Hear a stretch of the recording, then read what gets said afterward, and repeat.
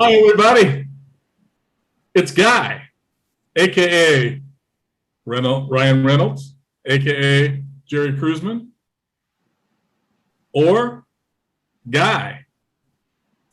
How we doing? Blue sugar. I was gonna do something like that. That's so funny. Free Guy. That's what we'll be talking about today. What'd you think about that movie, Dad? It's kind of goofy, wasn't it? You know what? It was. I thought about you guys the whole time I'm watching this. Of course, I shared with you, but we didn't share with everyone else. But I was at the theater by myself. Well, other people were there, but just me.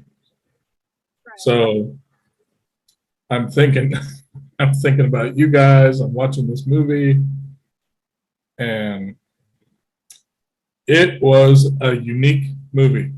Let's just put it that way. Totally.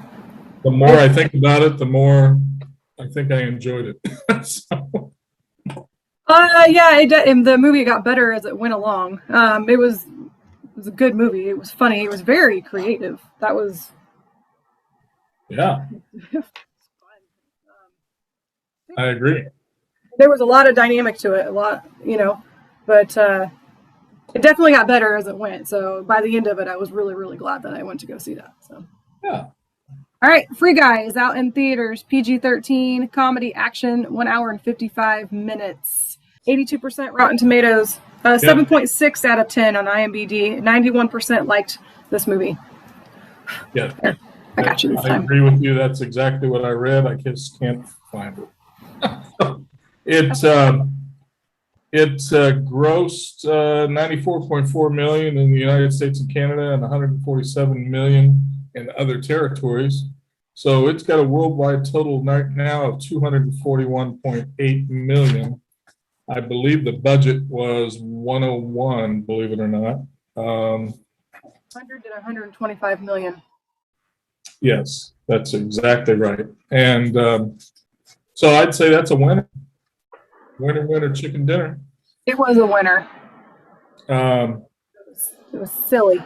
So a little bit of the plot. It's Free Cities, an online open world video game. And in the game, Guy, a non-player, works as a bank teller, spends his time with his best friend and co-worker, bank security guard Buddy, unaware that his world is a video game. So, long and short of it, he starts to develop AI, artificial intelligence, and take it from there because it is a very colorful, action-packed, fun-filled, just don't know what to expect next kind of movie. Yeah, and the fact that it was actually a game, they were really intense about it. It made you feel like they were really on a mission to save something real. Yeah. It was just a video game. They were super into it. It was good. Like I said, it was very creative. This whole thing, and I think it was a pretty stellar cast as well. And Ryan Reynolds, he's always just got that goofy aspect, and he was part of the production, so he he did a really good job. And then all the other and the cameos that were in it too, even for just a second with Captain Marvel and and Chris Evans, and just for that. I think that was Morgan's favorite part. Just like it was only a split second, but it was like that was. I will agree. Perfect. I will agree with you. I got like giddy when that punch comes down into the shield. it's like okay, all of the rest of the movie didn't matter at all, but that moment, I mean, it was exceptional. And then from there, it got spicier. It was like, I loved it. The lightsaber. Oh my god. That was so funny. My god. It was so goofy. That's what, like, the whole movie was really good, but it just kept getting better throughout the whole thing. And I kind of going off of some really fun parts is when Channing Tatum, he had a small role in this movie, but he was just so stinking funny. And he was the game aspect of it, and his real life person when it showed Matthew Porter Roble. I don't know how to spell his last name, but anyway, just that goofy comedian. He's pretty familiar. Just he's so. It was so funny to have to put them together, and then he's yelling at his mom in the background, and there were a few different like adult innuendos, different things that I was like, my kids are not getting this whatsoever. But it was the way that they worded it was not super obvious, but it was really funny. It was like, oh God. So you had mentioned, and we might as well dovetail into it because you were talking about cameo appearances. But specific to what you were talking about, his mother in the background with the vacuum. That was Tina Fey as Keith's vacuuming mom. Was it really? Yes. I didn't even notice that. That's so funny. Well, you don't see it, but you hear her. And some of these were voice cameos. Interesting that some of the cameo appearances were gamers and streamers. None of these people I know, but some of them look familiar. But Jacksepticeye, Ninja, Pokemon, Dan TDM, and Laserbeam, they all were in the film and were adding commentary on Guy on his retrospective. It was YouTube and Twitch channels and their own perspectives. But you called it out, Chris Evans, the shield, it's like he's blowing up. I mean, because it's got everybody captivated. It's like, what? Yes. Good Morning America host Laura Spencer and posthumously Jeopardy host Alex Trebek made a cameo appearance, which I thought was really touching. Some other voice cameos in the film included Hugh Jackman. He was a masked avatar in an alley. And Dwayne Johnson, we've been talking about Dwayne a lot lately, as a bank robber, and John Krasinski as a silhouetted gamer. So they had a lot of little cameo pop-ins going in. Okay, that just made it that much better. Yeah. Even the people that you just know that you recognize, are really good. And then to have all those cameos too, it just made it that much better. And I know, like, seeing this movie for a second, even a third time, would be worth it because there were little things in the background that, Abby even mentioned, she goes, "Hey, did you see that trash can, like, full of all just the cups, the coffee cups or whatever?" And I was like, no. And then it started again, and I was like, oh my gosh. So it was little things like that. But one of the times, like, it was showing, like, Ryan Reynolds was his character talking or whatever, and you're like, obviously looking at him talking. But I happened to kind of look in the background, and it was one of the gaming people or whatever, like, almost like running into the wall, just kept running into the wall, like trying to climb it or something or whatever, but just kept, like, falling back down. And I'm like, what the heck? And I'm just like, all those little details in the background that are on purpose, but probably wouldn't really even notice if you weren't looking for that. I'd like to watch the movie again and just watch the background to see what else there was that I missed. Watch this. I'm going to put this up again. I want you to see this. Okay. Coffee cup and the bullet going through the coffee cup. That's awesome. Did that happen in the movie? I didn't even notice. Yeah. Oh, well, I don't know. I mean, that's like a little poster. That's my avatar. That's funny. Let's talk about Ryan Reynolds. How about that? I'll start off. Yep. I'll let you go, and then I've got a little tidbit or two to throw in. How's that? Because we've talked about Ryan a couple different times, but he's a fun actor. But you go right ahead. Oh yeah, super funny. Ryan Rodney Reynolds, Canadian actor, comedian, film producer. What we might know, he started out on Two Guys and a Girl. I forgot about that show, and I didn't even realize he was in that. So, and that was a funny one. Van Wilder would be my first movie that I remember seeing him in. Such a freaky movie. Yeah, it's funny and it's funny. Green Lantern is where he actually met his wife, Blake Lively, and he was the voice of Guy in The Croods 1 and 2, and also Deadpool, where a lot of people more recently probably know him. He is the youngest of 3 brothers, and he's been acting since he was 13. Looks like he quit when he was 19 because he got discouraged. Ran into a fellow actor who convinced him to try it again, and then moved to Los Angeles, and then the rest is history. So, and he also became a U.S. citizen in 2018. Nice. Yeah. So I got a piece that's out there, and I actually, of all places, and there's going to be a shout out coming for Johnny Russell. But I was at BJ's and ran into another old bartender there, Nick.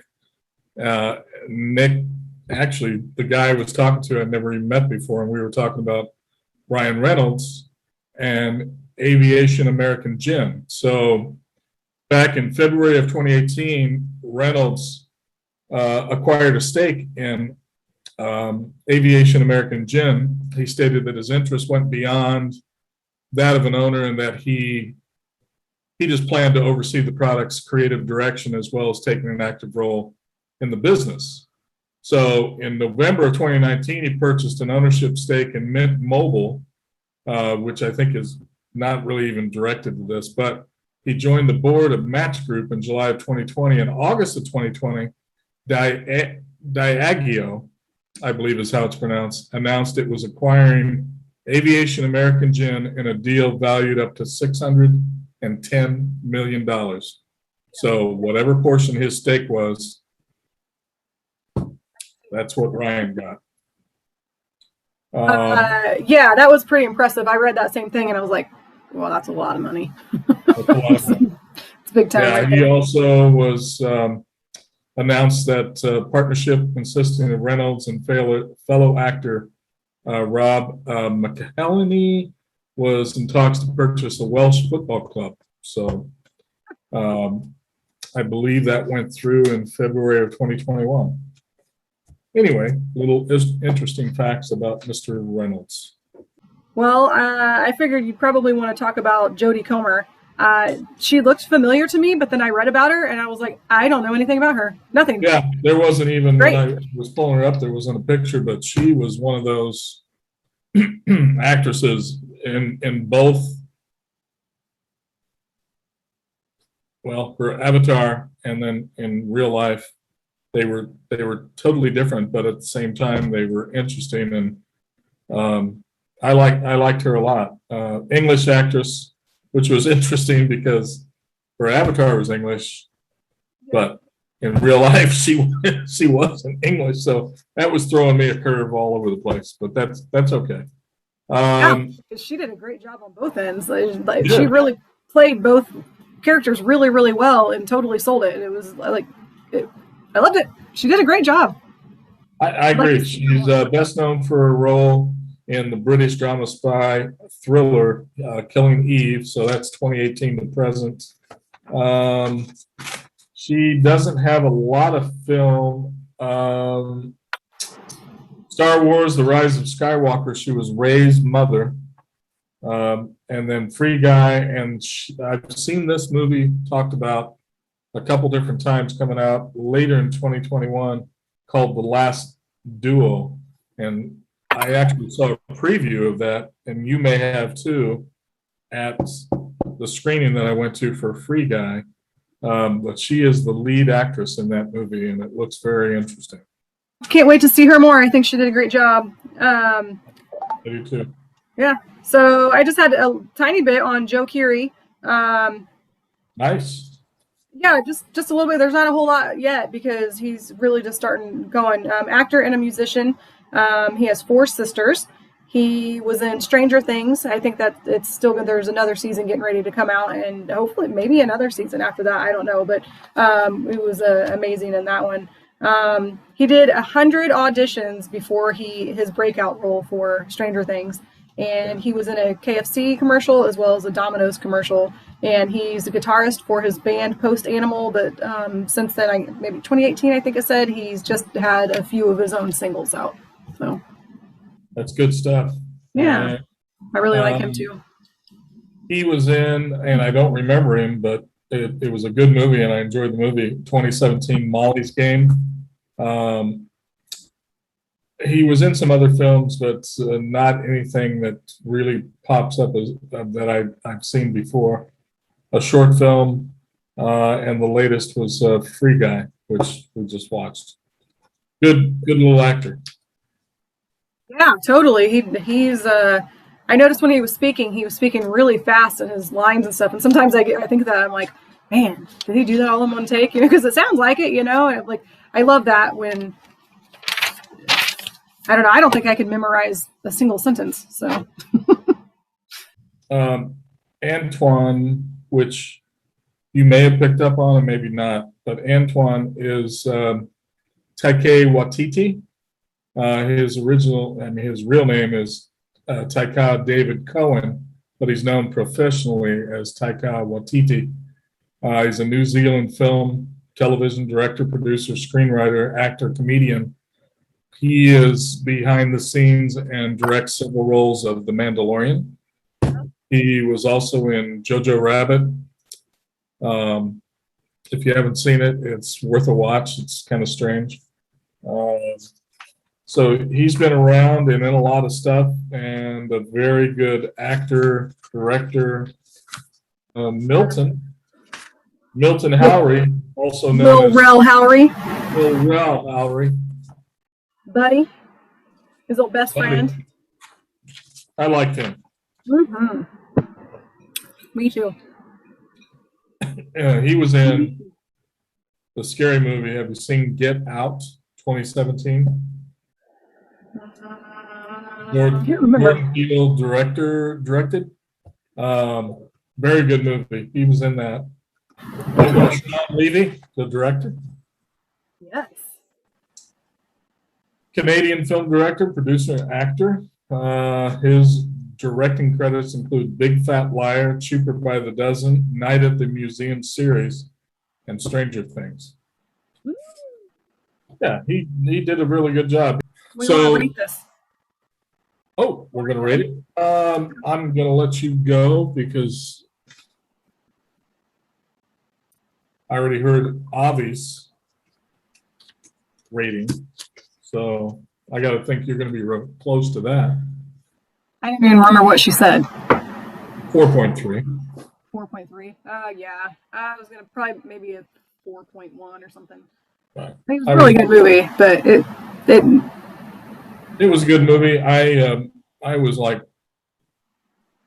was really thinking about it the whole time I'm watching it. But I'm right there with you, Max. Maybe a 4.1. yeah.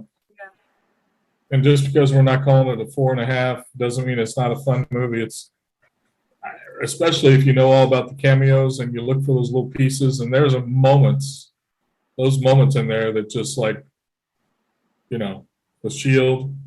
I mean, it just like makes that film. It really makes sense. That split second like made the whole movie. So that was good. And yeah. I mean, I think we've said. Did you see when he countered with the fist on the shield and he was getting ready to pop dude? Did you see it was the Hulk? The Hulk. Yes, absolutely. I love that. And then, right into he pulls out the lightsaber and it's like, oh my God. Dude, I can't remember the guy's name, but dude is a real dude. I mean, he had a credit and they put Ryan Reynolds' face over dude, but dude's whole body was. Yeah. So creepy with that face over his. It was like it was just creepy looking. Aaron W. Reed is his name. Yes. Thank you very much. You're welcome. So. Yeah. So I'll do a 4.1 Marvel Shield because it was just funny. I'll do a 4.1. I'll go 4.1. Cups of coffee. Very good. Not a cappuccino. So I need to do a shout out because I missed him the last week or so. Johnny Brow Russell. Going to give a shout out to Johnny Brow, one of my favorite waiters, bartenders at BJ's in Indianapolis. And he was doing podcasts for a while. I think it fell off the table, but he got really excited when I told him about ours. And I told him, you're coming up in one of these episodes. It's going to be a big shout out. So Johnny Brow. And Johnny Brow gets his name from, I made fun of him because he got the little ticks kind of cut into his eyebrow. So like little razor cuts. Yeah. And I told him, I said, look, I can get you a Band-Aid and you can cover that up. But I said, look, I can get you a Band-Aid and you can cover that up. But It's funny. anyway, Johnny's a good dude, and I think he's excited about this, and he deserves a little shout out. I'm going to give you a tidbit. This is going back. So we started this thing last week, and we were way back at the beginning of film. So this is a little further out than 1906, I think, that where we started talking about film. Okay. But wanted you to know that Toto in The Wizard of Oz was paid more than some of the humans in The Wizard of Oz. He was played by a female terrier named Terry. He was paid $125 per, or she was paid $125 per week, and many of the film's classic, famous munchkins were paid $50 per week. Wow. I have another tidbit. Real squirrels were used in Charlie and the Chocolate Factory.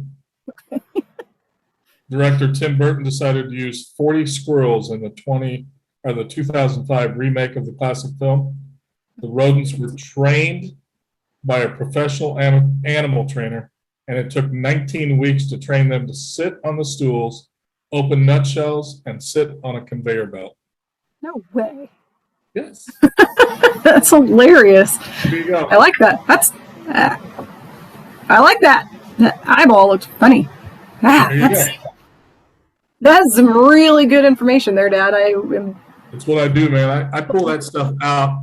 Guy knows what's going on. What do we got? We got your favorite non-human character. Oh, non-human. I got one. Okay. Do I need to go first? Yeah, because maybe I'll feed off of you. You ready? Yeah. Wally. No. Wally. That's cute. And I have another one, but that's E.T. my first one. I was going to go E.T. Yeah. But Can't go wrong with that. Wally's good. Oh, Wally. that's sweet. Man. I like those. And that little doughboy that got eaten. Oh my God. Is it good? Who is your celebrity crush? Bruce Willis. Mm. Bruce Willis. Bruce, not for you, for me. I gotta remember her name. Paula Abdul. No, but I liked her. I know you did. Vanessa Williams. Oh, I remember you saying that. What is a movie you never want to watch and why? Lights Out. Yeah, like Conjuring. Anything that has to do with supernatural stuff. Lights Out. I saw the previews to that, and I said I'm not ever going to watch it. No.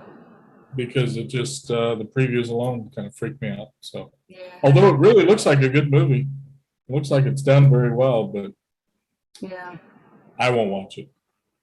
I can't even get past the previews. You know, like Marley and Me, I won't watch those. But Yeah.